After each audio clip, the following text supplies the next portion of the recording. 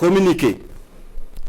Il y a quelques semaines de cela, les services de renseignement ont intercepté plusieurs communications entre un individu et des chefs terroristes portant sur des détails des positions des forces de défense et de sécurité intérieure, des volontaires pour la défense de la patrie, ainsi que sur les opérations militaires. Après analyse technique approfondie, l'individu est identifié au nom de Bahari Abdraman et se trouve être un officier des forces armées burkinabè. Il est identifié appartenant au bataillon de justice militaire. La recherche d'informations sur lui dans son corps d'appartenance va permettre aux agents de renseignement de découvrir que l'officier est en situation d'absence irrégulière depuis quelques semaines et fait l'objet de procédures pour désertion. La surveillance des communications du lieutenant déserteur Bahari Abdraman va donner des liens supplémentaires qui vont intéresser les services de renseignement, notamment avec un officier des forces armées du nom de Compaoré Joani, un ancien sous-officier de l'armée burkinabè du nom de Zerbo Laoko, un officier en service au Centre intégré des opérations du Burkina Faso, le commandant Ouedraogo Frédéric, un officier des forces armées en stage dans un pays européen, mais déserteur depuis un bout de temps et ayant rejoint Abidjan du nom de Kaboré Constantin. Le travail minutieux des services de renseignement va révéler un grand complot en préparation contre notre pays, dont le but ultime est de semer le chaos total en vue de placer le pays sous tutelle d'une organisation internationale à mesure de reprendre le contrôle dans 10 ou 20 ans selon les instigateurs. Des informations sensibles ont été passées aux terroristes en vue d'accentuer les attaques contre les forces combattantes et les civils dans le but de susciter la révolte contre les autorités. Aussi, d'autres stratégies ont été développées pour désorienter les services de renseignement afin de les amener à faire des arrestations massives au sein des forces de défense et de sécurité intérieure et espérer ainsi créer des frustrations et un sentiment de peur.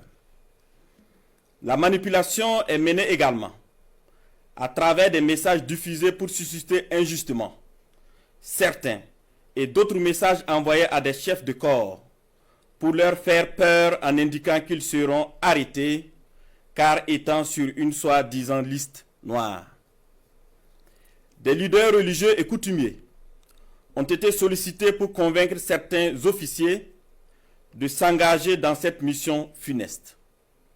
Ce fut le cas malheureusement du capitaine Ouedraogo René David, en fuite actuellement.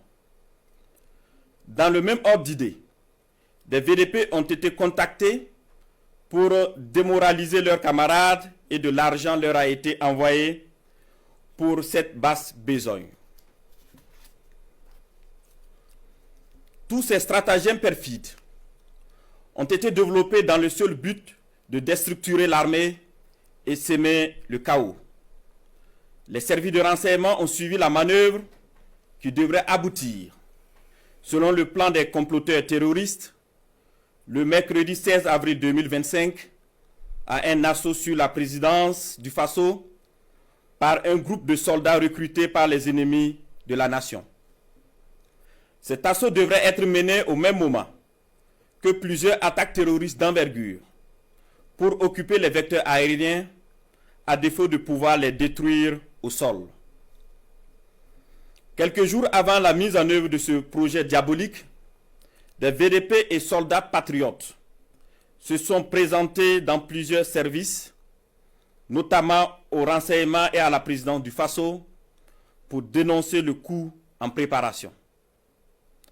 Ces dénonciations se sont poursuivies jusqu'au mardi 15 avril 2025 et ont permis d'arrêter des cerveaux de la manœuvre à Ouagadougou et d'autres en fuite vers la Côte d'Ivoire.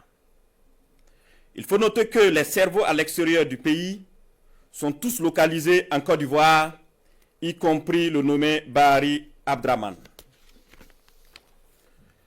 Le complot se poursuit activement depuis leur centre des opérations à Abidjan, avec pour objectif de semer le chaos au Burkina Faso avant le mois de juin.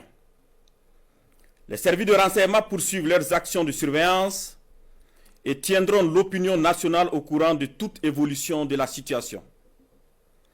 Plusieurs autres personnes impliquées sont suivies et assumeront les conséquences de leurs actes le moment venu. Nous invitons les populations à rester sereines et vigilantes et à signaler toute activité suspecte. Quant aux vaillantes forces combattantes, nous les encourageons à poursuivre leur mission avec détermination tout en restant vigilantes. La patrie ou la mort, nous vaincrons.